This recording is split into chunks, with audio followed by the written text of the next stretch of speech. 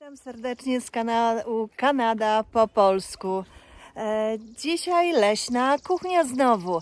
A cóż będę przygotowywać? Dzisiaj takie proste, w ogóle niezłożone, ale super danie z ogniska. To będzie... A nie wiem, czy Wam zdradzę. Najpierw pokażę Wam składniki, a być może się domyślicie, co dzisiaj przygotowała dla Was leśna kuchnia. Właśnie za skroniec. Ciągle coś mnie tu przestrasza. A co było wczoraj, to tą historię opowiem Wam podczas gotowania. Zapraszam serdecznie. Idę przygotować najpierw ognisko, porąbię drzewa i muszę się trochę opryskać sprayem przeciwko komarom, bo jest bardzo dużo po tych deszczowych dniach. A zabrałam ze sobą też gwizdek i mam broń. No oczywiście nie będę tutaj nikogo zabijać, ale chociażby odstraszyć, dlatego że wczoraj miałam niesamowitą historię i w akcie paniki zapomniałam po kolei wszystko, co mam zrobić, żebym była safety. Ale o tym to Wam opowiem przy ognisku. Zabieram się do roboty. Bądźcie ze mną.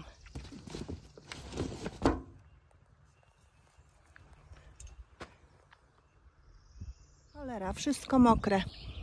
Ale nic, muszę poszukać jakiejś suchej rozpałki. Artur zawsze rozpala gazem i takim palnikiem i wtedy to jest szybko i sprawnie. No ale nic, nie ma go dzisiaj. Będzie dopiero wieczorem, a ja muszę sobie jakoś poradzić.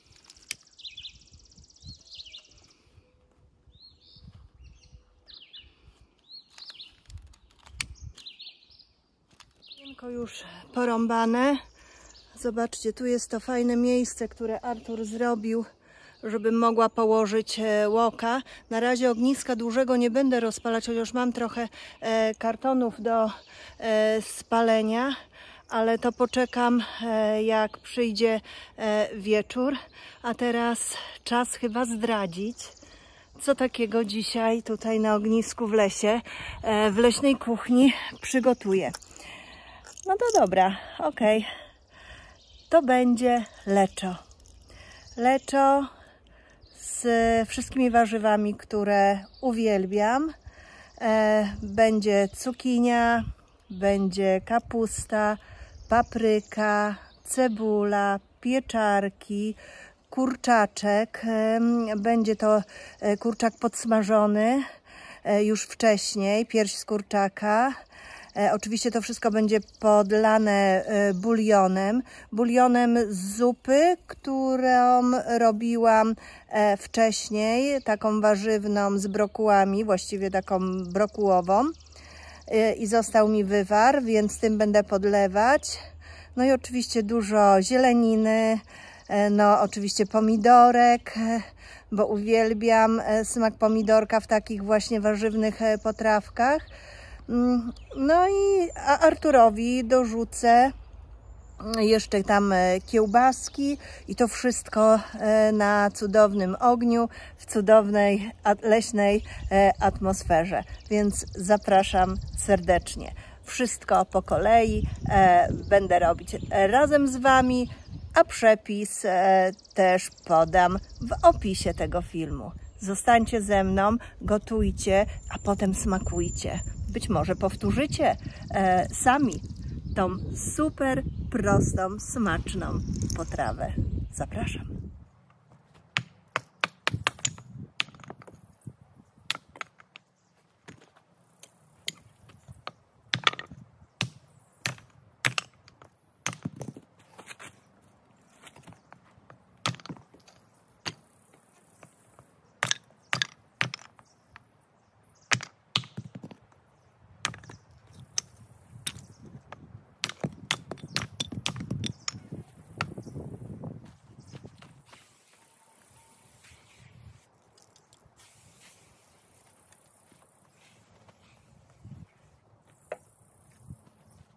Mówię wam, kobiety, czasami bez chłopa to ani rusz. Człowiek udaje, że jest taki twardy i potrafi sobie ze wszystkim poradzić, ale niestety, jak jesteśmy tutaj we dwoje, to Artur ma swoje zadania, ja mam swoje zadania. Oczywiście uzupełniamy się nawzajem, ale no bardzo mi jego brakuje tutaj.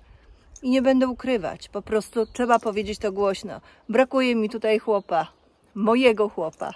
Chyba coś się zaczyna palić. Zobaczymy, co z tego wyjdzie. Potrawa, całe moje leczo będzie się gotować, dusić na łoku. Zobaczcie, jak cudownie łok przygotowany, wysmarowany już jest olejem, więc go już niosę. No moje ognisko coś marnie się rozpala, no ale zobaczymy. Może mi się uda.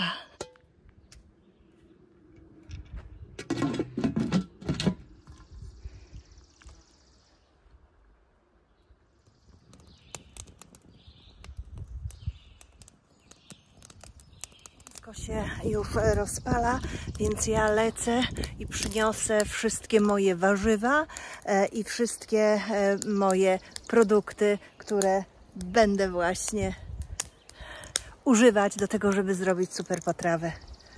Idę.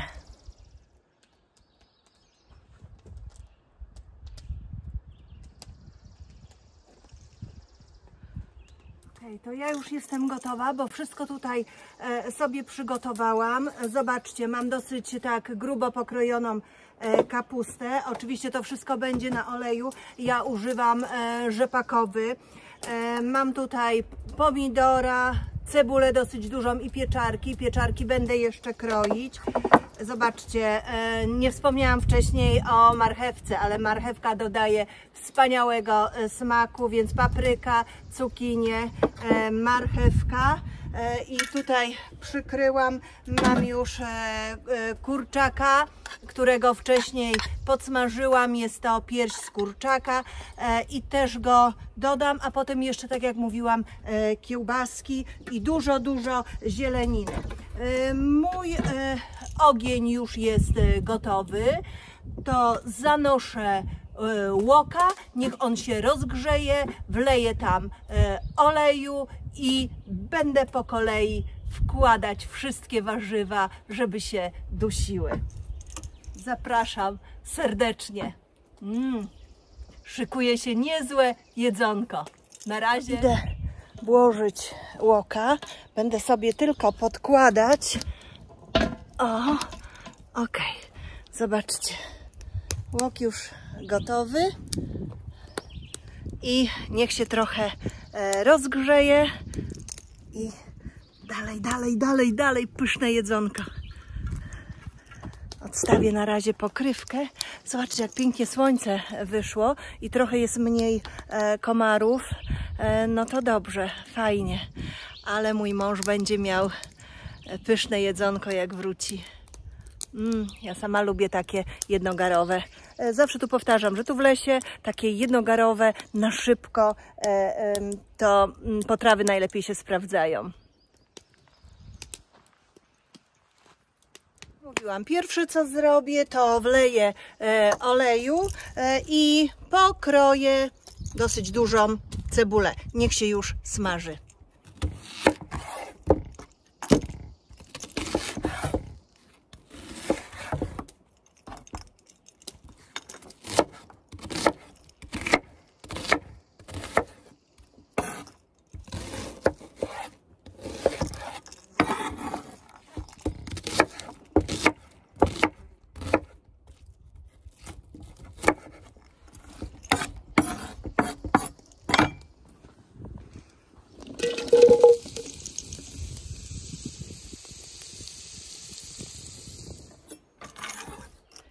I okej, cebula już się podsmaża, a ja będę kroić. Słuchajcie, ja kroję zawsze grubo, bo potem się zrobi taka mazia, a ja tego nie za bardzo lubię, więc pieczarki naprawdę na małe na 2 albo na 4 i jest super. Pomidor też na grubo, po prostu. Papryka to samo, żeby się potem nie rozgotowała. No i marchewkę, ciach.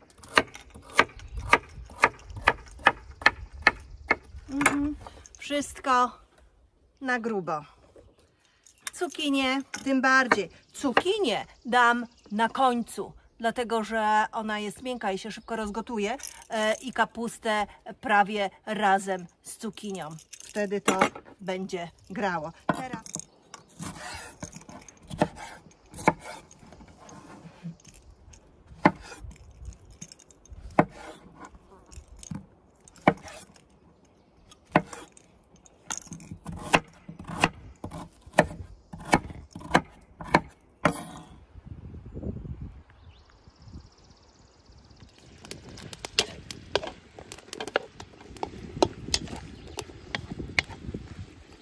ja do mieszania używam takiej łyżki, kopystka to się chyba nazywało. Zobaczcie, ona ma bardzo długi taki trzonek. I tą łyżkę to dostałam z Polski od mojej kumy. Dziękuję, Krystynka.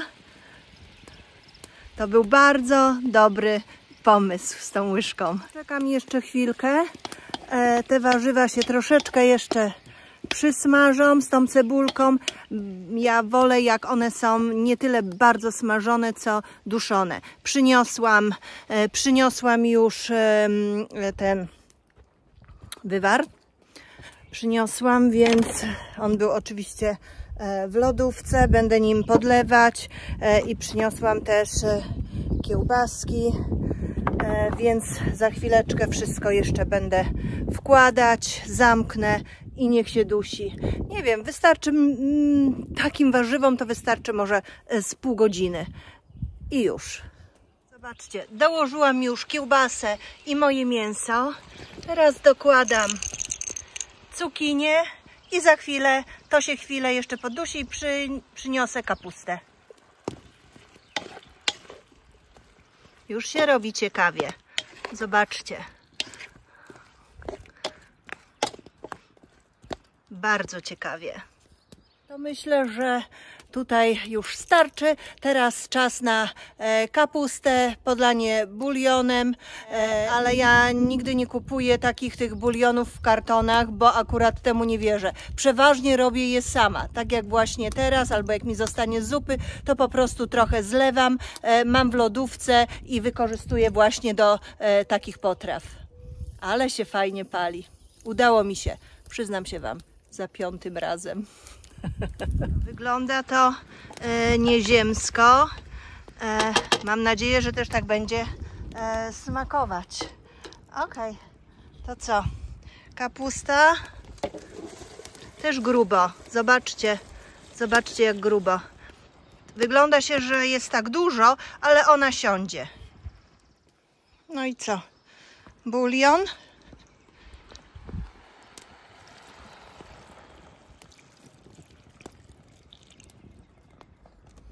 Super. To teraz zamieszam i przykryję i niech się duci. I pójdę na ogród pozrywać zielonego. Dodam tutaj pietruszkę i dodam tutaj Maggi, czyli lubczyk.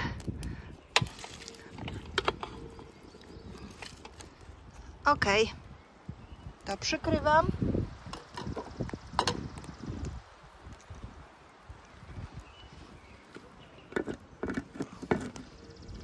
Ciach.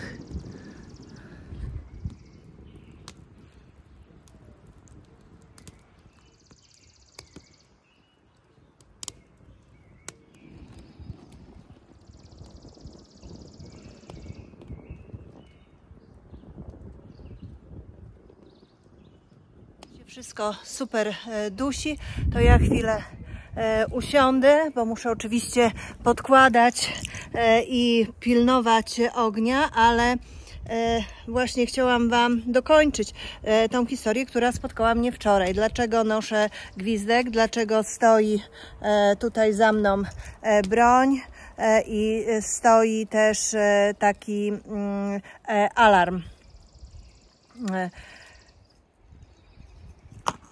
Wyobraźcie sobie, że czasem, tak jak wspominałam tam w innych filmikach, że czasem po prostu zostaję tutaj w lesie sama. Artur ma jeszcze mamę w domu opieki i dosyć często i regularnie wyjeżdża, żeby ją odwiedzić i zobaczyć, co tam u niej się dzieje, co jej potrzeba i tak dalej.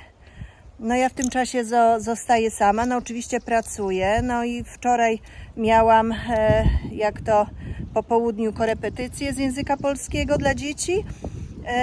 No i zawsze wyłączam telefon, żeby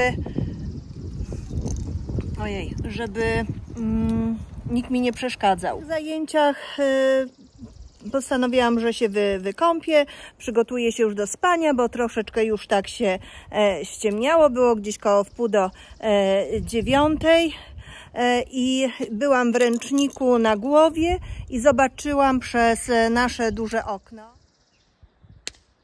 ogromną postać, która się zbliżała do kabiny. I ta ogromna postać okazała się niedźwiedziem. W tym czasie Artur dostał już sygnał z kamery, że niedźwiedź jest na 1, nie tam, gdzie mamy ambonę, gdzie tutaj właśnie się idzie pod górkę, nie tutaj, tylko w tym drugim miejscu, już Wam pokażę. Tam jest takie drugie miejsce, gdzie mamy feeder i tam się pokazał niedźwiedź, kamera dała mu znać i on próbował się do mnie dodzwonić, ale tak jak Wam mówiłam wcześniej, miałam wyłączony telefon i go po prostu nie włączyłam, ale zobaczyłam sama, że przeszedł niedźwiedź właśnie tutaj koło naszego namiotu, tutaj koło wędzarni i cały czas zbliżał się do kabiny.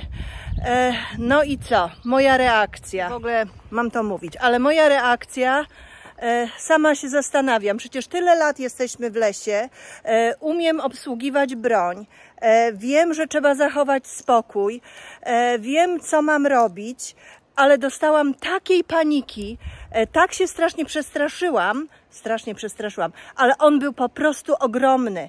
Mam nadzieję, że będą zdjęcia na kamerze i będę mogła Wam pokazać. Słuchajcie, nagle teraz, gdzie jest telefon? Co mam robić? Gdzie się schować? Moje serce tukło mi tak strasznie mocno, że czułam go w każdej części ciała. Nogi mi się ugięły. Ciało się totalnie sparaliżowało.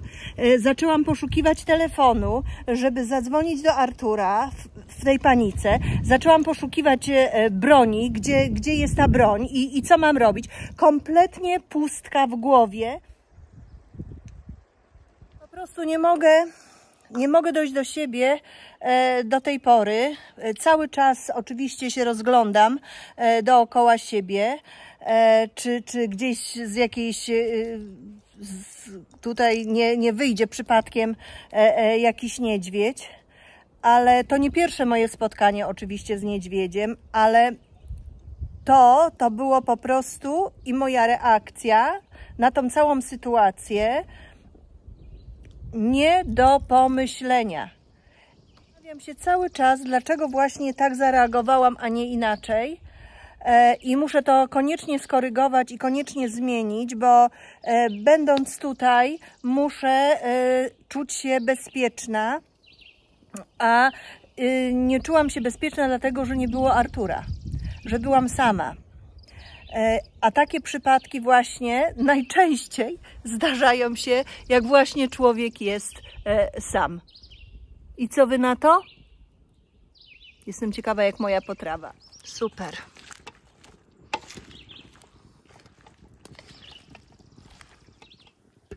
niech się dalej dusi, a ja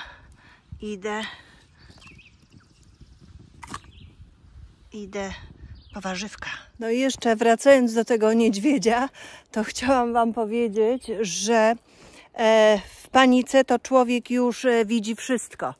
Jak mnie rozszarpuje, jak koty są rozszarpane, jak mnie Artur odnajduje i tak dalej, i tak dalej. Nawet nie chcę mówić, bo to tak naprawdę nie jest śmieszne.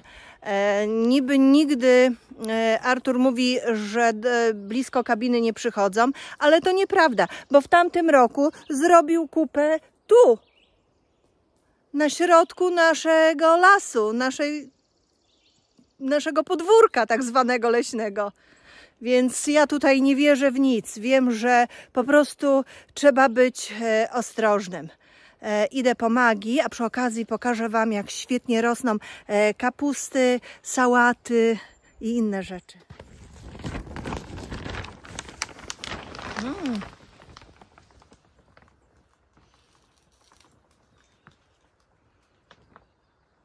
Super.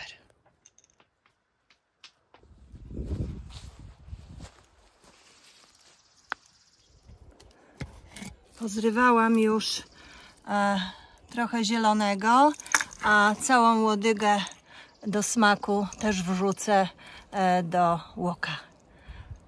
Ale to tak na końcu.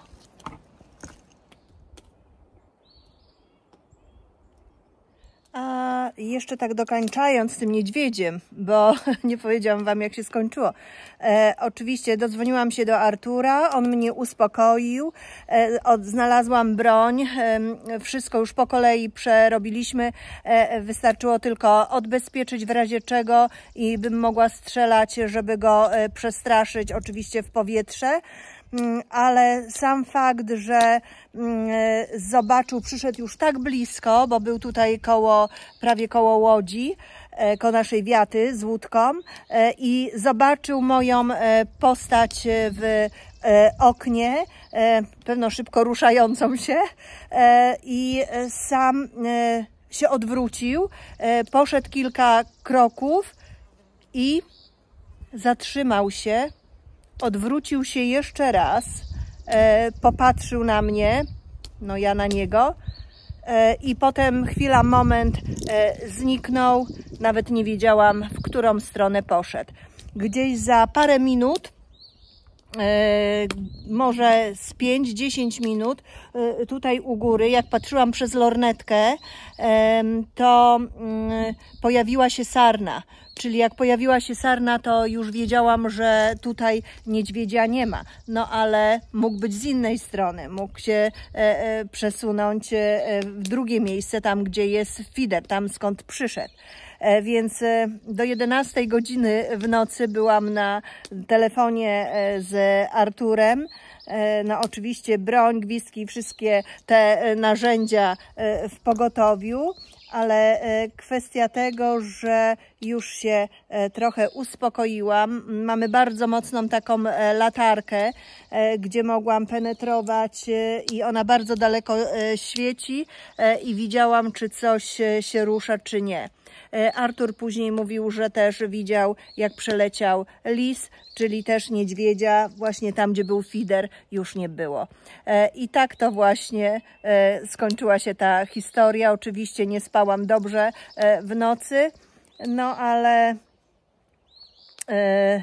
na pewno dało mi to dużo do myślenia i muszę jeszcze bardzo dużo nad sobą popracować, żeby w tych takich momentach, kiedy potrzebna jest zimna krew, żeby faktycznie tą zimną krew zachować.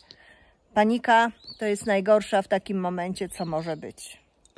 Czekając, aż się leczo zrobi do końca, to chciałam wam przedstawić naszą nową książkę Potrawy z ogniska. Tutaj akurat w tej książce w kulinarnej i w takim poradniku z przepisami nie ma lecza na łoku, ale są inne bardzo fajne, ciekawe rzeczy i zaraz pokrótce wam opowiem.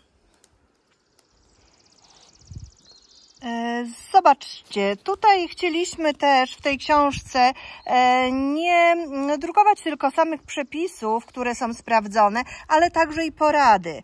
Dużo mamy o ogniu i ognisku i właśnie jeżeli ktoś nie będzie wiedział, tak jak ja, nie będzie umiał rozpalić tego ogniska, to tutaj znajdzie bardzo dużo porad i może z tego skorzystać.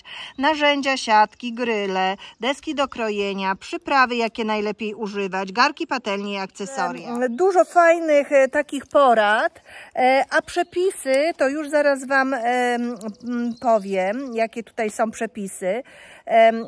Z mięsa, przepisy z drobiu, przepisy z ryb i owoców morza, warzywa, zupy i inne, a w tych innych to znajdziecie nawet naszą polską kaszankę, także jak ją przygotować na ognisku. I dużo innych fajnych też rzeczy. Tutaj mi się książka sama odwraca, ale co jest jeszcze, słuchajcie, fajne, że przygotowałam dla Was też miejsce na zapiski. Także też jest notatnik, gdzie możecie sobie, o zobaczcie, zapisywać swoje rzeczy, czy jakieś inne, na przykład inne przepisy albo inne dodatki, które stosujecie do danych przepisów. O, zobaczcie, tutaj macie na przykład rosół z ogniska. Co tutaj mamy?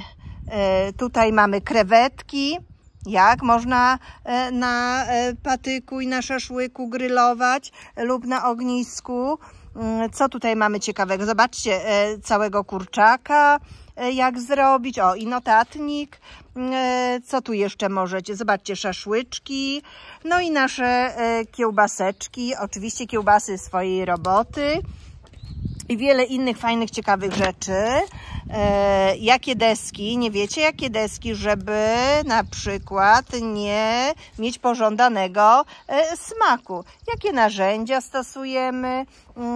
Jakie są najlepsze, przydatne. Także fajna naprawdę pozycja, leśne smaki. Także zapraszam serdecznie. Dostępna na Amazon w takiej wersji papierowej. Wystarczy wpisać Małgorzata Pachol albo Małgorzata i Artur Pachol i tam możecie sobie zakupić prosto z ognia oraz w moim sklepie Rodzinny Kompas, gdzie można sobie kupić naprawdę za bardzo dobrą cenę jako e-book, jeżeli ktoś oczywiście lubi. Jest nasza następna naprawdę fajna pozycja.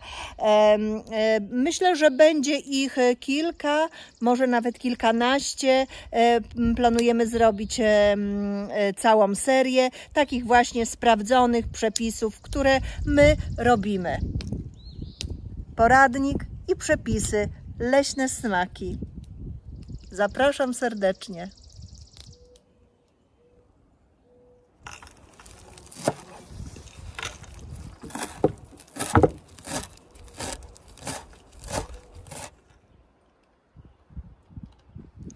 No teraz ta Magi i ta pietruszka naprawdę dodadzą pełni tego smaku.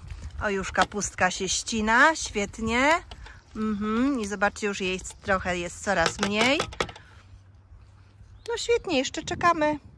Niech się dusi.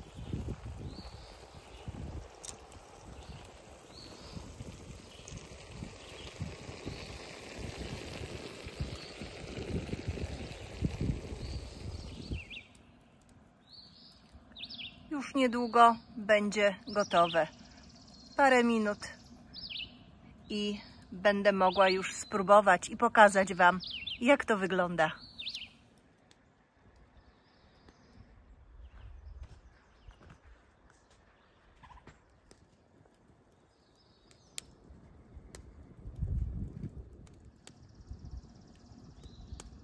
No i tak naprawdę to już nasze leczo jest gotowe.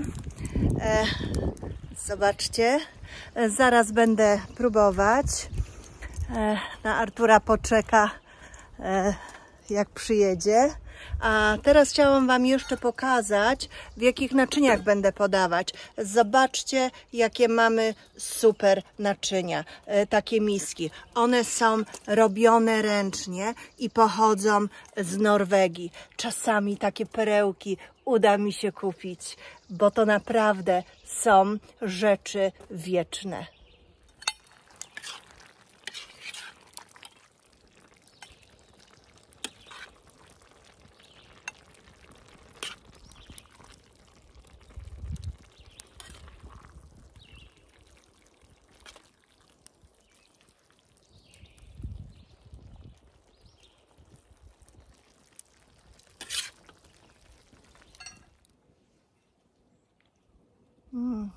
Leczo pachnie cudownie. Ja już nie dokładam do ogniska. Niech się do końca wypali, więc próbuję i zobaczymy.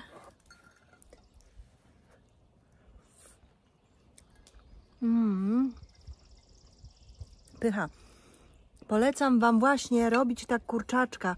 On wtedy oplata tak tą kapustkę i jest naprawdę, naprawdę przepyszny. I cukinia.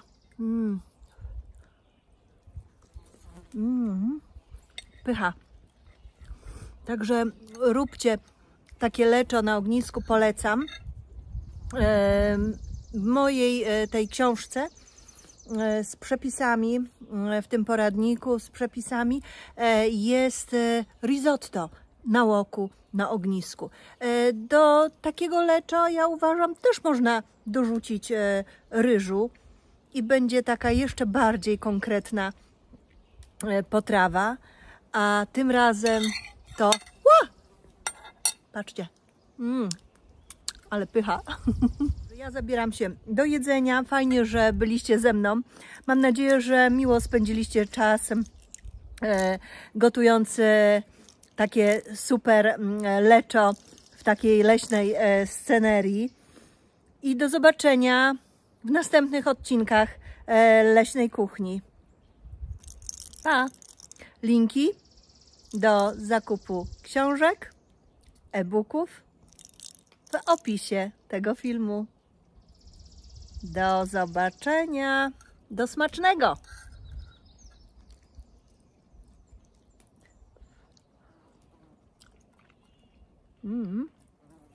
Ale pycha.